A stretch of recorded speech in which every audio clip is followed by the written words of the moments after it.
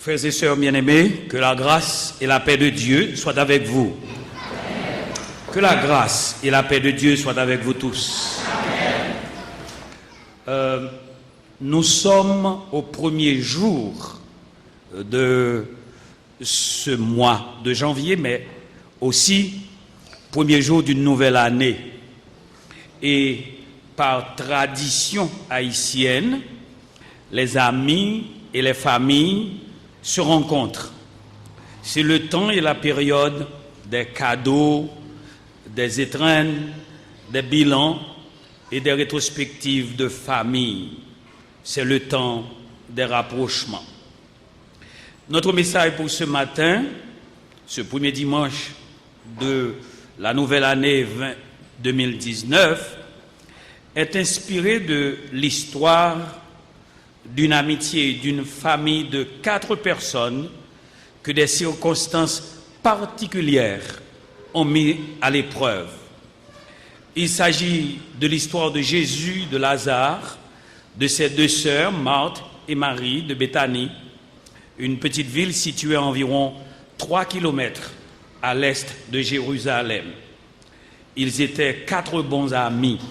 C'est une histoire apprise, connue, récitée par tous et particulièrement par les enfants à l'école du dimanche.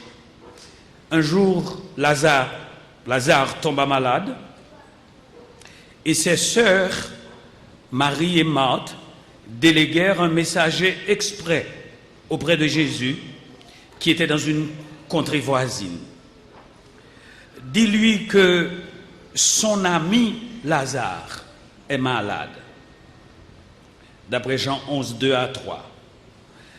Et le messager de dire, Seigneur, voici, celui que tu aimes est malade. Mais Jésus répondit, presque en daki, en présence de ses disciples à ce messager, cette maladie n'est pas pour la mort. Et au verset 6 suivant, Jean nous apprend que Jésus resta encore 2 jours à l'endroit où il était. Et devant les questionnements de ses disciples, Jésus lui-même a appris aux disciples que Lazare était mort. Alors si Lazare était mort, il est l'ami de la famille, il va immédiatement se rendre à la maison. Mais non, Jésus demande à faire un autre chemin. Il engagea un autre itinéraire. Et au verset 6, Jean nous apprend que Jésus resta encore 2 jours, non seulement à l'endroit, mais plus loin, 4 jours plus tard. Et Lazare était déjà enterré. Et c'est alors que Jésus va décider d'aller à la maison de Marie et de Marthe. Et c'est là que débute c'est là que débute le début, la première partie de notre message. Jésus va à la maison visiter la famille. Comment expliquer cette indifférence de Jésus? Le retard qu'il prit ou qu'il a mis pour visiter ses amis, cet ami de la famille. Eh bien, inutile de vous dire qu'à l'arrivée, Jésus reçoit les reproches des membres de la famille, ses amis. Les reproches de Marthe et de Marie au regard de l'insouciance d'un ami, cet ami de la famille. Maître, pourquoi c'est maintenant que tu sois là? Pourquoi c'est maintenant que tu sois arrivé? Où étais-tu? Seigneur, si tu étais ici, notre frère ne serait pas mort. Les reproches de Marthe au verset 20 sont aussi fondés que ceux de sa sœur Marie, verset 32.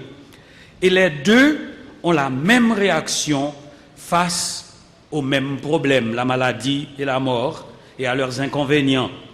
Et il s'adresse ainsi à Jésus, qu'elle connaissait très bien, et dont elles étaient les témoins des miracles. Seigneur, répète-t-elle, si tu étais ici, notre frère ne serait pas mort. Donc tu es arrivé trop tard, tu es arrivé en retard. Mais pourquoi, Seigneur, es-tu venu nous visiter en retard? Pourquoi tardais-tu à venir? On t'a fait chercher, maître. On t'a fait dire par un messager spécial que ton ami, notre frère, ton ami était malade. Et voilà déjà une semaine. Tu es resté 2 jours à la place où tu étais. Et voilà qu'il est mort. On l'a enterré. Cela fait déjà 4 jours. Oui, maître. Pourquoi n'étais-tu pas à l'heure? Pourquoi tardais-tu à venir? Et en faisant ces reproches au Seigneur, Jean nous rapporte qu'elles éclatèrent en sanglots et leurs larmes ont touché et les cœurs et l'esprit de ceux qui étaient présents, mais aussi celui du maître. Cette scène devint pathétique, car là, le maître pleura. Et nous avons ce verset qui est le plus court des Saintes Écritures, de ce Jean 11:35, où le Seigneur a pleuré. Jésus pleura. Jésus vint donc et se trouve dans la maison de deuil. Cette maison où il y avait des pleurs, où il y avait des inquiétudes, il y avait des accusations qui s'entremêlent. Pleurs, inquiétudes et reproches s'entrecroisent. Le Seigneur a pu constater de par lui-même la douleur de ses amis, Marthe, Marie et les alliés de la famille. Mais il n'a pas répondu à première vue. Il a demandé où est-ce qu'on l'a enterré. Et là encore, les gens ne pouvaient pas comprendre. Mais écoutez, ça fait 4 jours. Mais on va visiter la tombe. Non, non, non, non, tu ne peux pas y aller. Il sent déjà, maître. Et Jean 11:32 à 35 nous révèle avec une précision et des détails appropriés que Jésus, non seulement il alla dans la maison, il arriva dans la maison, il constata à quel point cette détresse et cette douleur pouvaient causer des dégâts, non seulement sur les visages et dans les cœurs, mais il est venu pour lui-même réparer les dégâts. Il a vu, il a senti la douleur, il a compris. Et le verset le plus court de la Bible, Jésus pleura. Et il va partager la douleur avec les gens qui étaient ses amis, aussi bien que les Juifs. À la suite de ce constat, de ces pleurs, affichant crûment son humanité avec ses amis, Jésus, après avoir pleuré, va opérer le dernier et le plus grand miracle public de son ministère. Il va ressusciter Lazare. Alors là interviennent pour nous, croyants, après cette leçon racontée, les leçons que nous pouvons nous autres tirer de cette belle leçon biblique. Qu'est-ce que cela doit nous apprendre? La première, et peut-être la plus importante, c'est la mesure du temps de Dieu par rapport à la mesure de notre temps. Le temps de Dieu et la volonté de Dieu dans nos vies face aux grands moments de joie, aussi bien qu'aux moments de grandes difficultés, aux moments de joie, mais aussi aux moments de pleurs, de douleurs, d'inquiétude générale, aux moments de grandes inquiétudes, pas des moments d'inquiétude fictive, pas de ces inquiétudes abstraites, mais ces inquiétudes réelles, matérielles, comme la maladie, comme les amitiés ou les alliances brisées, comme les grandes ruptures familiales, le divorce, le chômage dû à l'incompréhension, la maladie et l'impossibilité de payer les notes, les dettes face à notre insolvabilité. Nous parlons de ces inquiétudes-là. Ces inquiétudes tout comme celle de Marthe et de Marie, étaient réelles. Et pour nous, elles sont parfois fondées, comme elles étaient fondées aussi pour Marie, cette femme qui connaissait le Maître, qui savait ce qu'elle pouvait faire, et elle est arrivée en retard dans la maison. Alors, pour nous aujourd'hui, ce matin, qui nous écoutez à la radio, et pour vous qui êtes présents, notre message pour la nouvelle année, c'est de vous dire que si vous êtes en Christ, ça n'efface pas pour autant vos inquiétudes. Le Seigneur, contrairement à ceux qui disent quand on est en Christ, tout problème moins aller, c'est faux. Au contraire, parfois, le début de la vie chrétienne vient avec le début des grands problèmes et des plus grandes difficultés. Et ces inquiétudes, tout comme de celles de Marie et de Marthe, étaient fondées, mais touchaient en graduation des domaines d'ordre personnel, familial, socio-communautaire et même national. Des détresses personnelles, comme lorsque nous sommes déçus, lorsque nous faisons face à la dépression, au mépris, au manque de considération et même à la haine ou à l'abandon. Parfois, ceux sur qui nous estimions devoir et pouvoir compter nous abandonnent et nous nous retrouvons seuls, tout seuls. Ce sont des déceptions personnelles. Il y a aussi parfois des déceptions qui sont d'ordre familial. Le mari est parti, l'épouse a abandonné et nous comptions tellement bâtir des plans ensemble, acheter le terrain ensemble, bâtir ensemble la maison et tous les plans en une soirée, en une matinée sont détruits. Et nous nous demandons, Seigneur, mais pourquoi nos déceptions d'ordre familial sont donc parfois réelles? Il y a aussi des déceptions d'ordre socio-communautaire et même d'ordre national, comme l'insécurité, la peur et la détresse, la corruption généralisée dans notre pays, les grandes iniquités socio-économiques qui touchent le pays, les grandes injustices. 1% seulement du pays possède 95% de la richesse nationale. Et de temps en temps, ils veulent devenir de plus en plus riches. Quand on a un cœur sensible, quand on est d'une certaine sensibilité humaine et même patriotique, on ne peut ne pas être touché. Et ils cherchent par tous les moyens à maintenir le statu quo pour que ces gens d'en bas ne montent jamais. On n'arrive même pas au milieu. Donc vous pouvez avoir des inquiétudes même d'ordre national. Alors, où est Jésus? Où est le Maître? Face à ces grandes ruptures qui brisent les cœurs et les vies, où est le Maître?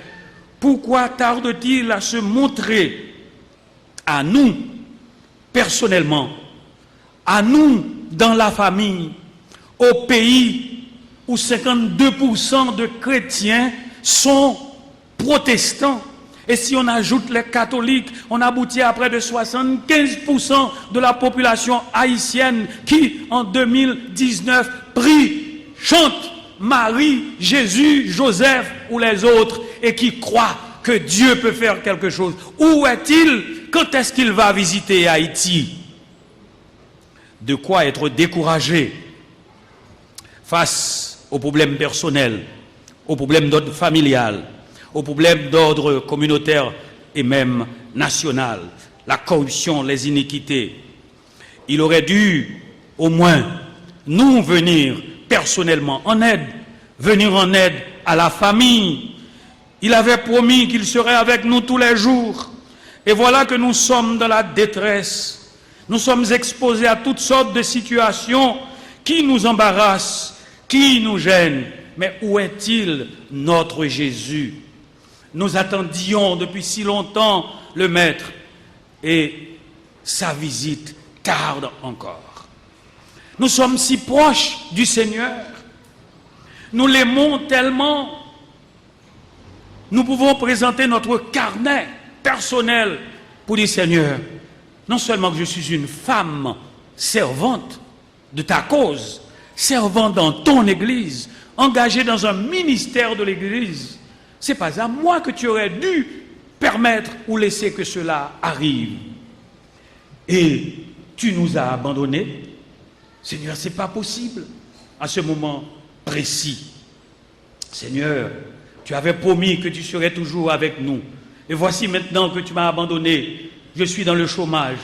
C'est la révocation, ma perte d'emploi. Voici, il y a des commérages. Et je ne peux même pas me défendre. Ils disent ceci, ils disent cela. Toi seul et moi, nous savons que c'est faux. Quand est-ce que tu vas me visiter pour réparer les dégâts causés par les mauvaises langues, Seigneur? Vous avez sûrement déjà lu ou entendu parler de cette histoire, de cette femme qui aimait le Seigneur et qui un soir avait fait un rêve étrange. Elle se trouvait, d'après son rêve, sur la plage et marchait côte à côte avec Jésus et regardait de temps en temps dans la joie ses empreintes et les empreintes de son maître qui l'accompagnait. Il y en avait 4, donc 2 paires de marques ou d'empreintes sur le sable. Et elle était heureuse, fière. Elle marche avec son maître et son maître était à côté d'elle. Mais souvent dans le songe, elle a remarqué qu'en face, au lieu de la belle plage, il y avait une falaise. Et là, elle a peur, car elle a peur du vide. Et elle se dit en elle-même, il y a sûrement des serpents, des crapauds, des bêtes sauvages. Waouh! Et elle regarde à côté d'elle. Elle ne voit plus les 4 empreintes. Elle ne voit plus les 4 marques, 2 pour elle et 2 pour son maître. Et alors elle a dit, Seigneur, Seigneur, Seigneur, je suis si fidèle à toi, je te suis avec sincérité, je suis ta servante. Jusqu'ici, je vois que tu marchais avec moi. L'une de tes empreintes étaient à côté de l'autre. Et voilà que maintenant, face à cette falaise, à cette montagne, il y a sans doute des serpents, des bêtes sauvages, mais je ne vois que 2 empreintes de pieds. Où es-tu? Pourquoi n'es-tu pas là au moment où j'ai le plus besoin de toi? Tu m'as abandonné et tu sais que j'ai peur. Où sont tes pas qui devraient être à côté de mes pas? Et c'est alors une voix se fit entendre et lui dit, ma fille, les 4 marques d'empreintes que tu avais vues, c'était les miennes, les tiennes et les miennes. Quand tout allait bien, quand tu étais dans la joie, quand tu célébrais les bonnes choses de la famille, quand tu chantais bien dans la chorale de l'église, quand il n'y avait pas les commérages et que tu n'étais pas découragé, quand tu servais le Seigneur avec joie. Mais à présent, alors que tu as peur, en voyant sans doute le vide, tu as peur des serpents, des bêtes sauvages, alors ce ne sont pas tes empreintes, ce sont les miennes. Car sachant que tu ne peux pas seul marcher ici en face de ces obstacles, je t'ai prise moi-même sur mes épaules. Tu es sur mon dos et les empreintes que tu as vues, c'était mes empreintes, ma fille. Il en a de même, frères et sœurs, pour les calamités personnelles ou les peurs individuelles, pour supporter nos peurs et mettre un terme à nos inquiétudes. Les calamités nationales, Dieu ne nous abandonne pas. Il était même sur son trône lors du déluge. C'est que, frères et sœurs, retenons-le bien. Quand on est en Christ Jésus, quand on est né de nouveau, il y a une alliance. On est devenu enfant de Dieu, on rentre dans la famille par adoption et désormais, il y a 2 volontés concurrentielles. Il y a 2 volontés qui s'entrechoquent. Il y a ma volonté comme enfant de Dieu qui passe de créature à enfant et la volonté de mon maître. Au point qu'il a appris à ses disciples, le maître, lorsque vous priez, vous direz que ta volonté soit faite Et lui-même, il a donné l'exemple à un moment où il était tout proche du découragement. Père, je n'en peux plus face à la mort. Mais il s'est ressaisi pour dire, non, que ce ne soit pas ma volonté, Père, que ce soit la tienne. Donc quand on est en Christ, il y a ce conflit de deux volontés. Votre volonté, notre volonté personnelle, ce que nous voulons, ce que nous aimerions voir, la chose désirée, les choses voulues, et la volonté du Maître, la volonté de Dieu. Et Paul disait, waouh, c'est terrible, je fais le mal que je n'aurais pas dû faire, et je ne fais pas le bien que j'aurais dû faire. Et le Seigneur lui a dit, eh bien mon fils, dans ces moments d'inquiétude, je ne t'abandonne pas, au contraire, ma grâce te suffit. Alors ressaisis-toi, Paul. La même leçon pour nous ce matin. Quand on est en Christ, on est doté d'une double nature, de deux volontés désormais qui sont en concurrence, mais grâce à cette nouvelle naissance en Christ, il y a la volonté charnelle, humaine, physique et matérielle, la nôtre, la volonté de Dieu qui doit transcender et qui transcende parce qu'elle surpasse toute intelligence. Ces deux natures, ces deux volontés sont en conflit permanent. Et le Seigneur ne va pas enlever ta volonté, au contraire. Il te laisse avec ton libre arbitre. Car notre Dieu est si démocrate. Il n'est pas un autocrate qui t'enlève ta volonté. Tu es doté d'un libre arbitre, il te laisse avec ton libre arbitre. Tu peux même décider de ne pas le servir. Tu peux même décider de ne pas t'engager dans le ministère dans lequel tu le servais. Tu peux choisir. À un certain moment, il va dire, mon fils, mais reviens à la maison.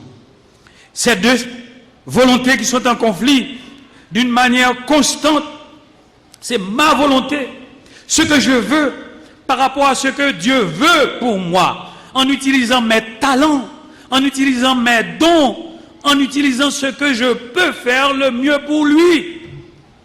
Le Seigneur, comme dans une maison, a besoin de la lessiveuse, mais a besoin aussi de celui qui va garder la maison en sécurité. Dans la maison de Dieu, il y a le gardien, il y a le pasteur, il y a le prédicateur, il y a aussi les chantres, il y a aussi les musiciens. Lorsque le musicien veut devenir prédicateur, ça peut clocher. Lorsque le prédicateur veut devenir musicien, ça peut créer des problèmes. Mais tous, nous exerçons un ministère pour la gloire de Dieu. Ce n'est pas votre volonté qui doit prévaloir, mais la volonté de Dieu. Seigneur, que ta volonté soit faite, même si ces deux volontés sont en contradiction, tout en demandant que la volonté de Dieu soit faite sur la terre comme au ciel.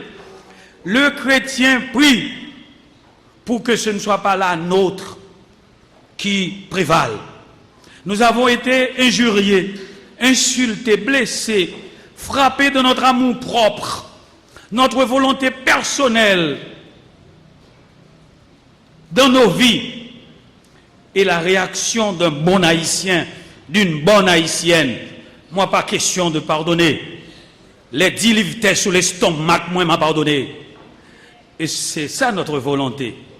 Et quand nous ne voulons pas nous-mêmes chercher et tirer vengeance, nous cherchons par tous les moyens à avoir des trucs de représailles. Et même parfois à calomnier ceux qui nous calomnient. C'est dans la nature humaine. Mais c'est ce que Jésus a eu à dire à ses disciples concernant la maladie et la mort de Lazare. Il est resté 2 jours à la place où il se trouvait en apprenant la nouvelle de la maladie de son ami Lazare. Et il n'est venu visiter la famille que 4 jours après les funérailles, soit presque 1 semaine après. Cela aurait pu ressembler à une certaine nonchalance, à une indifférence, et même à un certain mépris, à un manque de considération et l'absence d'une amitié réelle pour la famille du défunt.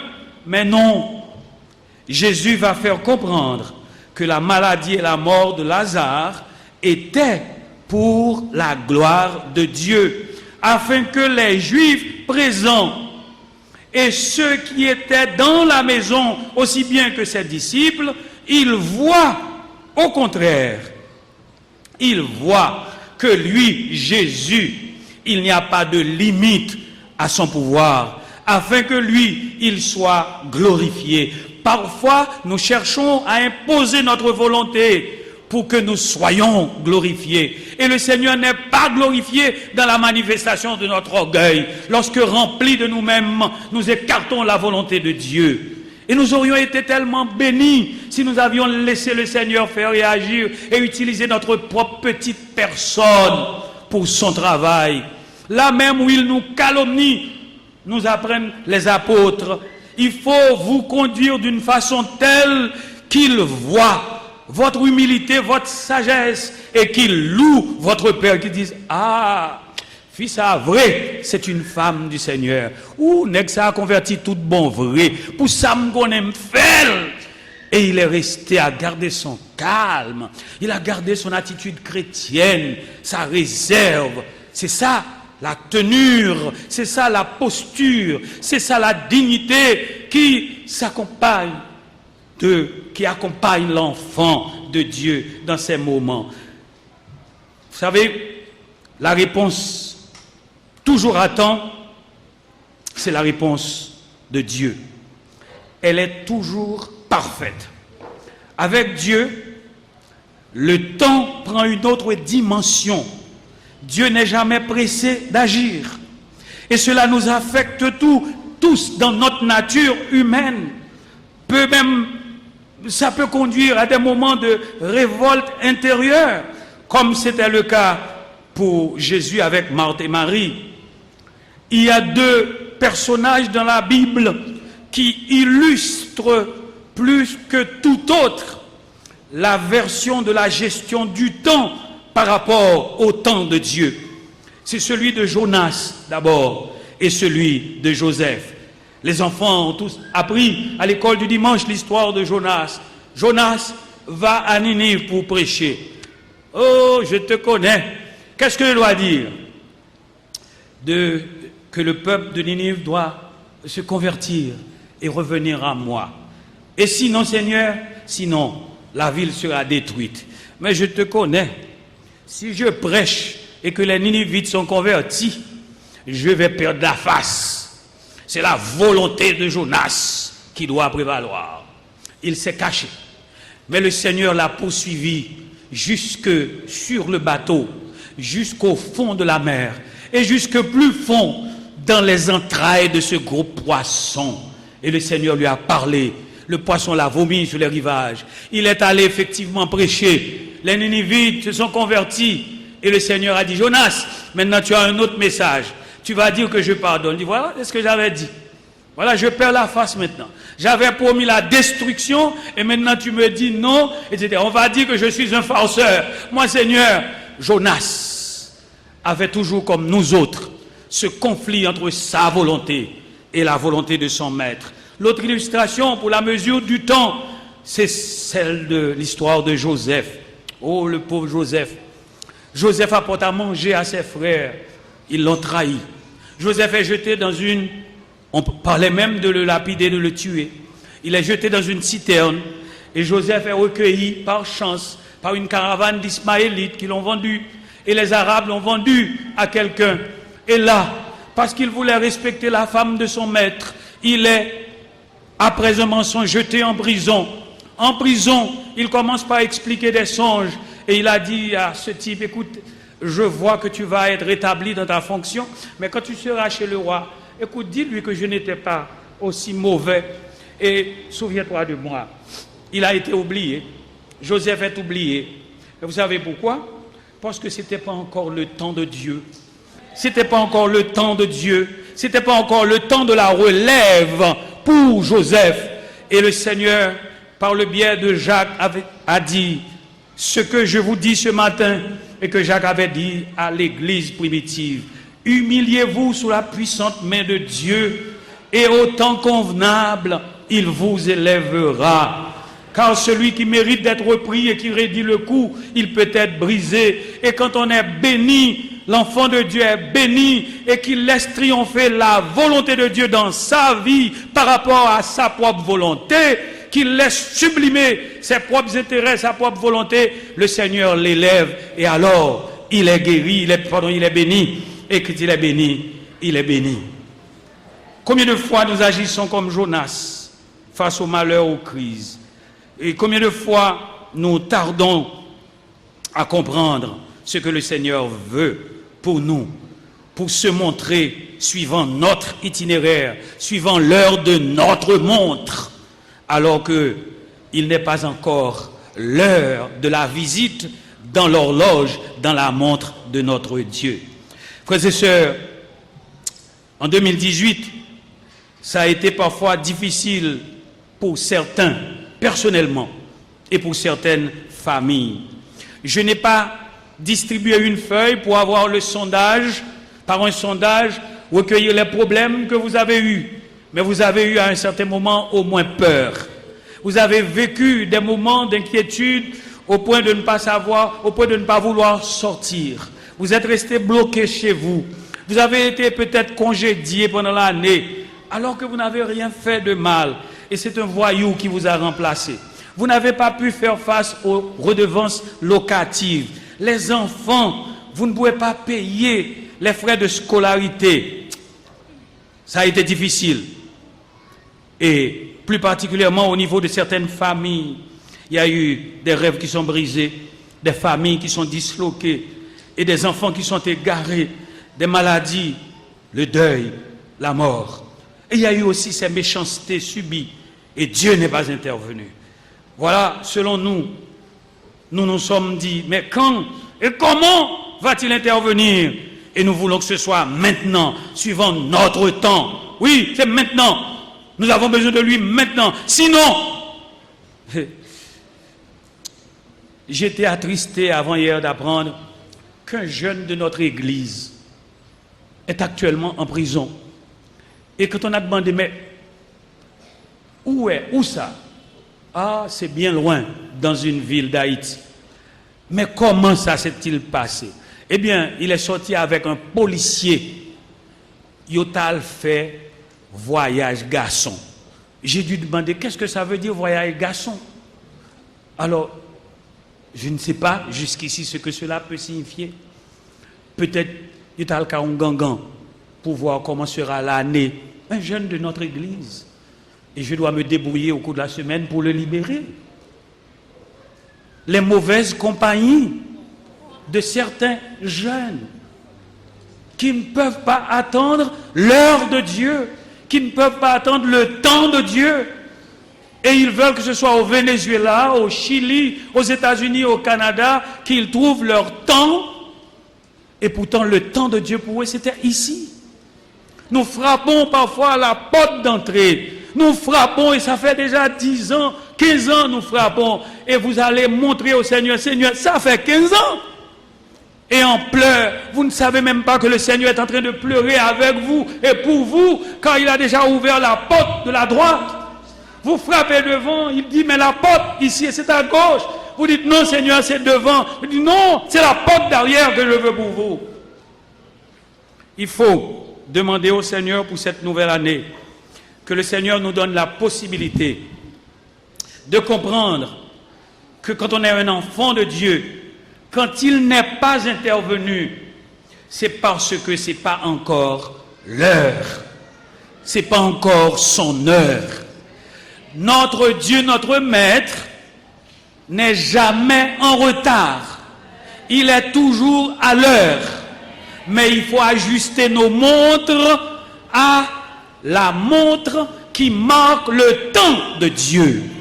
Le temps de Dieu n'est pas le temps de frère un tel. Le temps de Dieu, ce n'est pas ton temps, ma sœur. Ton temps n'est pas celui de Dieu. Il a un plan pour ses enfants. Et chaque cheveu de ta tête est compté. Et pourquoi te plains-tu? Ma femme me disait dernièrement, voici un verset que tu dois apprendre par cœur.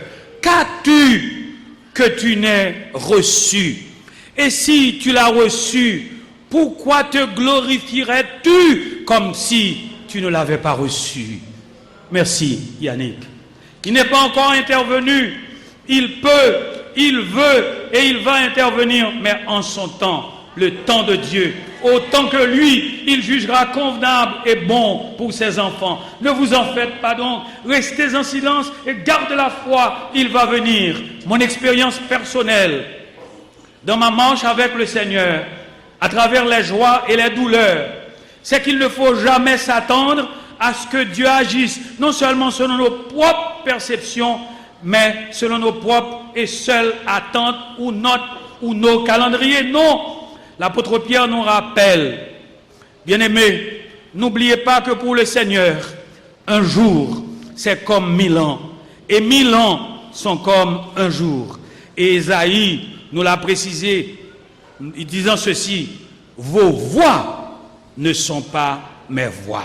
Souvent, nous sommes tentés même très pressés d'aider le Seigneur dans l'accomplissement de sa volonté. Nous voulons aider le Seigneur.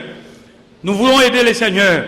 Nous sommes très pressés, plus pressés que lui, pour qu'il accomplisse sa volonté. Qu'il visite ses enfants en affliction, alors que dans son carnet d'adresse, le moment n'est pas encore arrivé, n'est pas encore venu. Attention frères, attention mes sœurs, je ne suis pas en train ici de prêcher la résignation ou l'attente fataliste, comme quoi il faut toujours attendre en silence, que ceux, comme une théorie économique du libéralisme capitaliste qui disent qu'il faut attendre que les capitalistes soient suffisamment remplis, Netfeld Theory, de cette théorie qui dit lorsque les grands auront suffisamment, qu'ils n'en auront pas besoin, alors nous rassemblerons les miettes et les pauvres auront quelque chose. Je ne suis pas en train de prêcher cette résignation, cet évangile du fatalisme. Je suis en train plutôt de vous dire que, au contraire, au nom de la parole de Dieu, je vous réaffirme, contrairement à l'esclave qui doit attendre la bonne volonté du maître après s'être asservi, non, je suis en train de vous dire que nécessairement Dieu a un plan pour ses enfants, il a son temps, il sera à l'heure, il n'est jamais en retard, et que d'ailleurs, quand il bénit, c'est une bénédiction éternelle qui commence même sur la terre. Il y a des gens qui, vous pensez dans leur château qu'ils peuvent dormir en paix, mais non, ils ne dorment pas. Pas par insomniaque, parce qu'ils ont peur que quelqu'un frappe à la porte, peut-être pour demander contre l'argent Petro-Caribéen, peut-être aussi pour l'argent de la drogue encaissée, et ils ne sont pas en paix. Alors que vous, dans les 2 chambres que le Seigneur vous a données, vous dormez en paix. Parce que l'Éternel bénit, et il a béni. Et quand il a béni effectivement. C'est sa bénédiction qui enrichit. Vous avez été peut-être déçus pendant l'année, troublés, blessés, bouleversés en 2018. Comme Marthe et Marie, vous êtes demandé pourquoi le Seigneur tardait à venir, pourquoi il ne vous a pas visité. Tu as vu et tu as entendu la tempête. Tu as vu, maître, que nous périssions et tu as daigné laisser la place où tu étais. Et pendant 4 jours, tu n'es pas venu. Maître, c'était pas sérieux. Alors, le maître, quand il est venu, il a tout vu. Il a visité les lieux de l'incident. Il a même pleuré avec les siens. Vous ne saviez même pas que le Seigneur pouvait pleurer avec vous. Souvent, le Seigneur pleure avec vous. Il pleure avec vous. Mais vous ne lui donnez même pas le temps d'accomplir le miracle qu'il veut opérer dans votre vie. Vous êtes si rempli de vous-même. Vous êtes si pressé de l'aider. Vous faites ce qu'il n'aurait pas commandé de faire. Le problème, et c'est là, au lieu de lui adresser des reproches, voici les reproches qu'il vous adresse ce matin. Vos voix ne sont pas les voix de votre Dieu. Si vous êtes effectivement en Christ, si vous êtes effectivement un enfant de Dieu, si vous êtes effectivement un régénéré, si vous avez été effectivement conçu, suivant Jean 1,12, pour rentrer dans la famille de Dieu, vos plans ne sont pas ses plans, et ses plans ne sont pas les vôtres, et vous devez toujours dire, Seigneur, je te fais confiance, je garde la foi, avec toi, je sais que rien n'est impossible. Avec toi, Seigneur, rien n'est impossible. Et je répète, Romains 8, 28, toutes choses concourent au bien de ceux qui aiment Dieu. Et toute chose, Père, Maître, c'est écrit au pluriel. Toutes choses, les maladies, les inquiétudes, les difficultés, y compris la mort. Vous êtes peut-être comme Marthe et Marie, très proches du Seigneur. Et pourtant, le malheur vous a frappé. Depuis le début de la création du monde, les mystères de Dieu sont toujours insondables. De Joseph à Jacob, de Paul à Jean, le prisonnier à Patmos. Dieu a son plan et son temps. Il est le maître du temps. Et Daniel nous apprend qu'il peut pour ses enfants même changer les temps et les circonstances. Notre Dieu peut changer même les temps en notre faveur. Mais laissons agir le Seigneur. Laissons que ce soit lui qui soit aux commandes. Attendons le temps de Dieu dans la foi et avec assurance pour nos vies, même les choses les plus intimes, pour nos familles, même celles qui sont disloquées, brisées et pour lesquelles vous ne voyez aucune issue. Il a un plan pour nos communautés rapprochées, nos sociétés de proximité, pour notre pays en crise, même pour le monde. Ne soyons pas des naïfs. Il a un plan et cette volonté qui est la nôtre doit passer après la volonté de notre Dieu. Apprenons à lire et à discerner les temps de Dieu, à reconnaître le temps de notre Maître. Il est toujours à l'œuvre dans la vie de ses enfants. Nous devons apprendre à connaître et à respecter ce plan dans nos vies en nous soumettant à sa volonté. Dieu agira en son temps et c'est toujours pour le bien de son enfant, pour le bien de son peuple, de ses enfants qui lui restent.